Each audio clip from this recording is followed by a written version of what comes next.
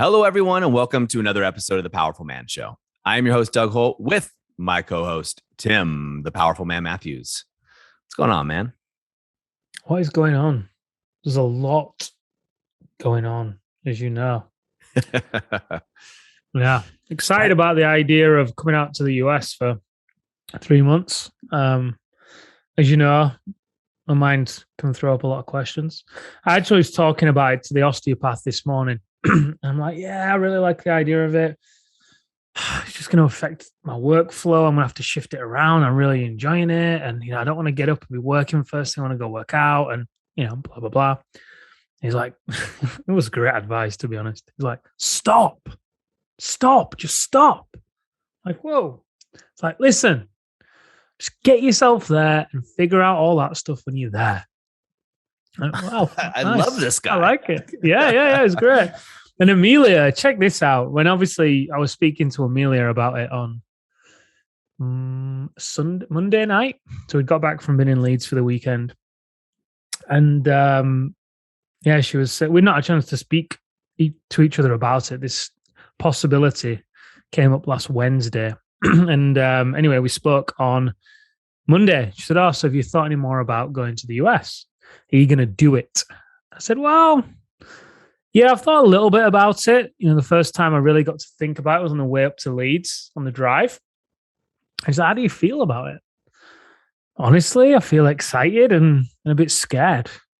She said, well, isn't that exactly what you should feel when you need to do something? It's like, oh, wise. It's like, you know what? It is. And when she said that, I just thought how I was really grateful for her and the relationship we have, for her to be so supportive and open and for her to be encouraging me to do it, because it'd be 3 months. Obviously, 3 months we won't see each other because she won't be coming. So, it was great. It really impacted me when she said that. So are you coming? Yes. Okay. There's some caveats in there. I can tell from your voice, and all good, man. Well, we'll talk about it off air, I'm sure. Yeah, the only caveat is the alpha reset. I'm figuring it out right now with Arthur. Mm-hmm. That's happening at the end of September. Well, in September. Cool. So, but anyway, yeah. All good stuff. Well, Tim, what I want to talk about today is something a little bit obviously different than you coming to the United States, as much as the guys want to know more details about that. But something that happens for a lot of us, man, is we get to a point where we're just like, our wife is just never, or our woman is never satisfied, right? And a lot of times this comes up in an argument, so I'll set the scene. Not that any guy doesn't know how this goes. But you're sitting there and your wife's picking at you, right? She wants to go on a vacation. She wants to go to Hawaii, which is a typical thing here in the States. And she wants to go, and the family hasn't been on a trip, And it's kind of like you're thinking, right? The guy's like, this is a stressor. Am I going to interrupt my workflow? And he feels like she's badgering him. So they go on the trip to Hawaii. Okay. They get to Hawaii and they're there, and she's nagging him about something else. We went out to dinner. You're on your phone. He's frustrated. They get home, right? He gets back to work. He's like, work's been piling up. So he's getting after it. And she starts saying, look, I want to go do this. I want to go do that. And he goes, you're never satisfied. No matter what I do, you're just never satisfied. Now, this is a common occurrence in marriages and relationships. This type of conversation, it can play out in a lot of different ways, right? A lot of guys will just say, look, no matter what I do, I take out the trash, I do the laundry. She's never satisfied, no matter what I do, right? Or I hang out with her friends. We go out. She gets out to go out with girlfriends. I got a maid. I got this. I got that for her. She's just never satisfied. The truth, guys, is she is satisfied in a lot of areas of her life. The missing element isn't satisfaction. What she's really missing is connection. She is missing the element of connection with you. She's satisfied when she goes out with her girlfriends. She's satisfied when she talks to other people. She's satisfied when she's doing stuff around. She doesn't feel connected to you and she's clawing back to try to get connection. And odds are you're not connected with her. You don't feel it either, but she needs it. You want it. I'm with you, but she needs it. And because of that, she is going to try different ways to get that connection. Maybe it's the trip to Hawaii. Maybe in her mind, she's got this whole thing that if we go to Hawaii, you're going to be putting down your work, your phone, we'll reconnect, etc.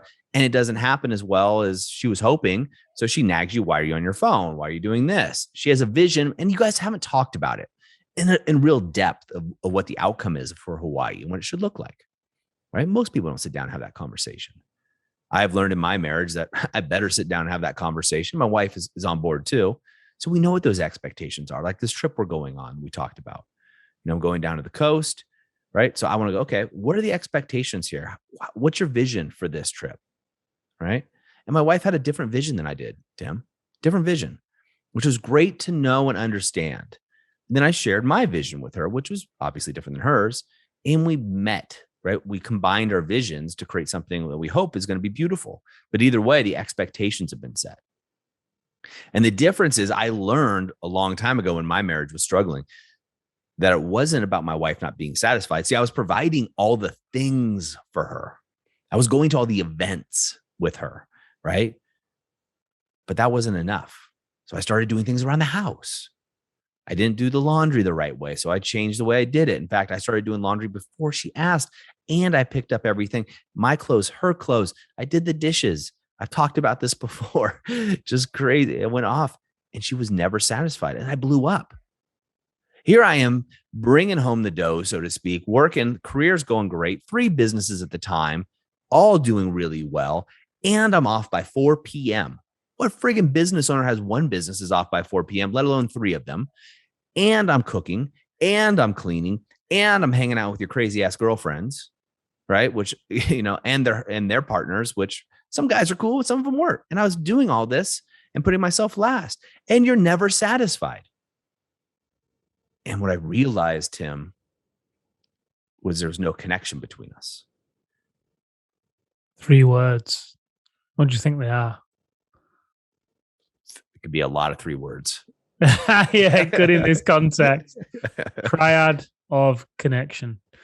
I'm studying, listening, and I'm thinking, okay, so steps of connection, right? There's different pieces, but they're all wrapped nicely into the triad of connection. Yeah, live as a king system for you to really stop being the nice guy and just hanging out with the friends and folding the clothes a different way, and just basically becoming a yes man to her in order to try and please her, but losing yourself in the process, right? And no doubt she feels that from you. Hence, live as a king system. Obviously, you've got the validation piece, empathy piece, hidden motives, but then also wiping that slate clean as well, because you can't just make that shift without wiping the slate clean. It kind of feeds into the expectation, and that's where the clean slate comes in. Yep, 100%. And that's what I did. And obviously, coming up with this is the key here is not the satisfaction, but you also got to realize it's all about connection. And the triad of connection, that's what it is about, right? It's allowing us men, right? Who we want the connection, but it doesn't come naturally to us, right? Tim, you and I get in an argument, and we do, right? And we just come back. It's no big deal. But for women, it's a much more emotional experience typically. And connection isn't there. She's going to fight for it. It's kind of like, guys that have kids, if you have young kids, you'll get this. And if you have older kids, think back, because it happened, right? When your kid wants your attention, they will commonly, if they didn't get it right away, revert to doing something you don't want them to do. Right. So for example, if my daughter says, Daddy, and I'm in the middle of a conversation or doing something else, I don't turn to her right away. She'll start throwing food. She'll climb up on something she's not supposed to be on. She'll go to an electric outlet, that she knows she's not supposed to touch. All these things that she's not supposed to do, she does it immediately. Why? She knows Daddy has to stop her. Now she has my attention. Now she can get connection. It's not the connection that she originally wanted, but it's connection. It's definitely not the connection I want, but it's connection. So you get to choose. And women in particular feed off connection. You can look at this for you logical guys out there, you science nerds like me. Look at this from an anthropological situation. Women, in order to survive, women had to be in connection with other women, but also their man. Right? If they weren't in connection with you, their life was threatened, whether it be a saber-toothed tiger, whether it be another tribe, whether it be another man coming in to beat them and rape them. Right. And if they were left with a baby on their own without a man that they're connected to, the man just had sex and left, which even happens in today's society. Right. But different back then, especially. Now she's got a pregnant woman trying to give birth without probably good shelter in the wild. She's dead. The baby's dead. Right. You can hear the baby crying. There's nothing to defend them. She needs connection. And there's brain chemicals. You have oxytocin, serotonin. I'm not going to go into all that for this one. There's a podcast where we cover those in more depth. You guys can find that. But for you science-based guys, you logic-based guys, there's real science behind this connection. And it's not that she's not satisfied. She's not satisfied with you. She's not satisfied in your relationship. It has nothing to do with the dishes. Nothing. Has nothing to do with the trip to Hawaii. Nothing. Right? When I was getting connected with my wife, I could come home 2 nights a week and spend with her connected. And that was better than me coming home at 4 p.m. and being disconnected every day. Mm-hmm. And even when you're there, if you don't bring that version of you in through the door where you were, no pun intended, but powerful, right? Mm-hmm. You have that fullness that's oozing out of you, that playfulness, that cockiness, that leadership where you're decisive, and you're able to then be there and be present with her. If you don't have that, then you may as well not be there in many respects. It's more damaging to be there, but just be vacant. The lights are on, but nobody's home. Than it is, like you said then, to come in 2 nights a week, but bring that fullness to the interaction. Because the more that she experiences that from you as well, the more that's what she starts to associate with you as well. It's exactly right. And that's why we have the alpha decompression protocol that we use. And look, guys, we've been doing this for a long time, helping thousands of men. And so obviously this gets systematized over time because it works. Right? Your relationship is different than mine. Your circumstances are different than mine, right? But there's certain things that are the same. The basics are the same, just like car engines, right? You might drive a Ferrari. I might drive a Maserati. Tim might drive a BMW. I don't know, right? But there's certain mechanics that are the same. The engines are different. But certain things are the same.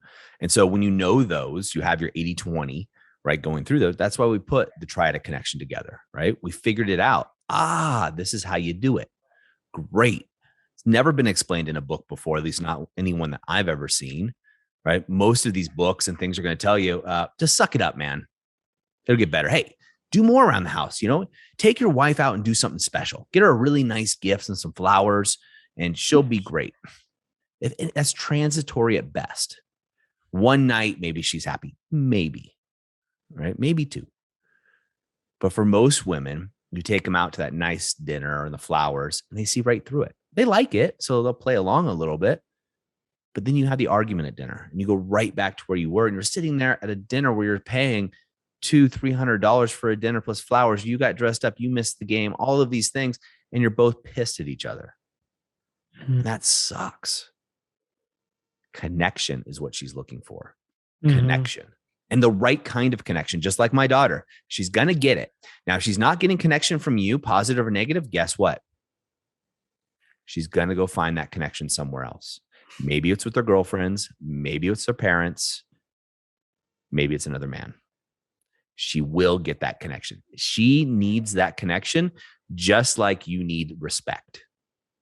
As a man, we just need respect, man. That's just the way it is. You need respect. I don't care what level you're playing at. You need respect. In your business, staff disrespects you routinely. It doesn't work, right? You need respect. She needs connection. It's not that she's not satisfied. That's just why you guys are going at each other's throats. The key here, boys, is connection. Yeah. And I just, I want to highlight the triad connection again, because the live as a king system, guys, is going to not only part of the connection, let me back up here, that the triad connection is going to enable you to bring is the level of excitement and adventure into the relationship, because she craves that as well. That all forms part of the connection. She craves the nights in with you on the sofa where she's just snuggled up and, you know, you're just chilling. She craves the sporadic random dates that you go out on where you dress up. And she also craves the random, spontaneous, adventure-filled dates where you go and do axe throwing or whatever it is, right? And all of that just becomes easy when you, again, are coming from a place of fullness, living from the inside out. Yep. And, you know, that's why the live as a king system is designed as it is. And if you imagine the triad connection, you know, at the base of it, along the base, you've got the live as a king system. That is what holds up the triad of connection. And then the left side of the triangle is the hidden motives technique. And the right side of the triangle is the clean slate method. Those two do not work when they are not used in conjunction with the live as a king system. And that's where, you know, guys get themselves into trouble because the wife starts saying, hey, don't pull that powerful man bullshit on me, because you're saying all the right things, but she feels that you're just not there with it, right? And she senses it. You know, it's one thing using the hidden motives technique to validate your wife and connect with her, but do it where you're going through the motions versus using the hidden motives technique and do it from a place of playfulness and confidence and fun. It's two very different outcomes despite using the same tool. And the reason for that is because one of them has the live as a king system at the foundation. So guys, there's so much opportunity for you in this podcast. Try the connection or not. And this is such a great topic to realize that she's craving your connection, right? Regardless of how it might be showing up, she's craving it. And like Doug said, she is going to get it one way or another. But the beauty of this is you have a choice in how she gets it. It's in your hands. 100%. 100%. So guys, it's not that she's not satisfied. It's that she's not satisfied with the lack of connection. It's not you doing work. It's not the trips. It's not the gifts. It's not around the house. Those are symptoms of the real problem. Symptoms of the problem. And gents, those of you that are attending our next Alpha Reset, will be diving deeper into this and giving you guys tools to go and advance into this. You guys already have the triadic connection. We'll be going much, much deeper at the Alpha Reset into this so you can embody this in a big way. Gentlemen, as always, if you've got an insight here, take action, right? Write it down, take action. What's the next step? I'm going to do this. I'm going to go into the Facebook group. I'm going to make a phone call. Whatever it is you're going to do, take immediate action. That is like a snowball, the snowball effect. Don't just listen to this and go on to the next podcast, right? What I call that's educational masturbation, right? You're getting off because you feel good about listening to something and learning something. You're like, that's spot on. I get it. I used to do it all the time.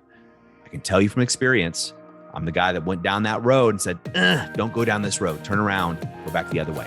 And the other way is taking massive action and at the moment of insight. And that's what I want for you guys. All right, gentlemen, that's a wrap for us today at the Powerful Man Show. We'll see you next time. Until then, have an amazing week.